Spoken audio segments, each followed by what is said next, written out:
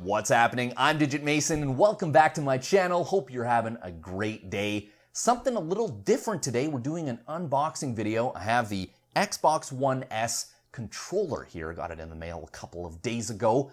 I was talking about it a lot on social media and how much I was in love with the idea of Bluetooth support for a wireless controller. I thought that was amazing, especially because I'm going to be using it on PC. And then I realized, oh no, it's not compatible with Windows 7. Of course, it's only compatible with Windows 10.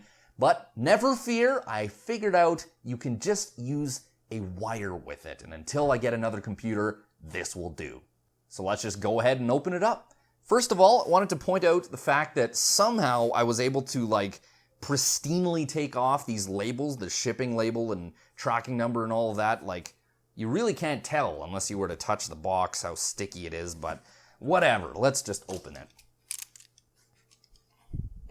Slide on over here. Slide on over here. Perfect. Let's make sure to not cut my fingers or any of the paper inside. That would really suck.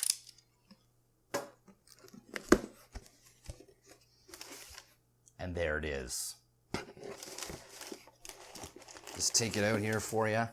Well, bam! The beautiful white. I just love the look of it. All right, so we don't really need any of this, or really the box. All right, so let's do this. Let's jump right in. We've still got a little bit of stickiness here to get rid of. Well, bam. That's it. Let's just flip it on over. All right, so taking a closer look at the controller itself, the first thing you're going to see is the contour is somewhat different than the Xbox 360 controller, where I'm used to it being a little bit more rounded in the palm section. Here it's a little bit more pointed, but still a bit of a rounded contour along the sides. I find the overall fit of the controller is very compact and actually a really good feel. They've kind of just refined it overall, where with the Xbox 360 controller, it was maybe somewhat wider along the top and just had a bit of more bulky feel, but not so bulky that you felt like you couldn't reach everything that you needed to on the controller. So with this new one, I find, first of all, the front panel where you see the Xbox button, the back and menu, they've designed a much more flat icon look to it, and I really do like that design. The only splashes of color you'll see on the controller are with the buttons, and that's mainly what drew me to the controller, along with the fact that it's Bluetooth as well.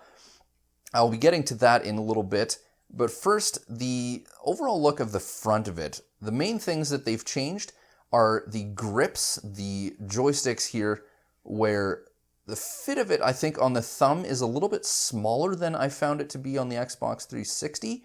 And the D-pad as well, where initially with the Xbox 360, it was a much more rounded design and it was actually filled in all four corners, whereas here they've actually put a bit of a contour in it, where it fits a little bit better with the thumb, I find, and just the general overall feel of it is a little bit closer to the controller, and in that way I find it a little bit more tactile and a better feel than how far it stuck out with the Xbox 360 controller.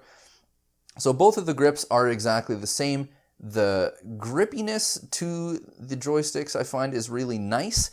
It has a good feel right in the center where you can rest your thumbs when you're not actually moving around, which I find is nice. And same thing goes for the top as well. For moving up here with both the bumpers and the triggers, they both have a bit of an updated feel to them, where the bumpers themselves have a bit more of a tactile but subtle click to them, and the triggers have a much more fluid motion to them, where they're also somewhat contoured if you're just idling and you're just sitting with your fingers on them. I find that to be a really nice feel. And overall, the controller is really quite compact. It has a good look to it. I know the advertised grips on the back may not be as accentuated as some people have been preferring or hoping that they would be, but overall I find it to be really nice. I don't actually need to have a whole lot of grip within the back. I know with the Elite controller there has been a much more grippy and accentuated rubber to the backing of the controller. I find I don't need that, but some people might prefer that. So the main thing that compatibility-wise I will be using is this micro USB port on the top. I've bought a separate wire for it, and I'll be plugging that in to make use of it until I'm able to get my new computer with Windows 10 and to be able to try out that Bluetooth functionality, which by then I do believe that Microsoft will have some of the bugs and compatibility worked out, which at this point off of launch they had a few issues where the Windows 10 anniversary update wouldn't work properly with Bluetooth, and unfortunately there is that limitation of only one controller per connection on Bluetooth. They might be updating that as well, but at least for the time being I do have the wire, and I'll be letting you guys know as well if that works once I'm able to give the controller a try. So there you have it. Thanks for watching my unboxing and first look at the Xbox One S controller. Let me know in the comments what you thought of the video. I want to try a bit more of this vlogging stuff. I think it's pretty fun. And as always, make sure to subscribe to my channel for more gaming videos every Wednesday.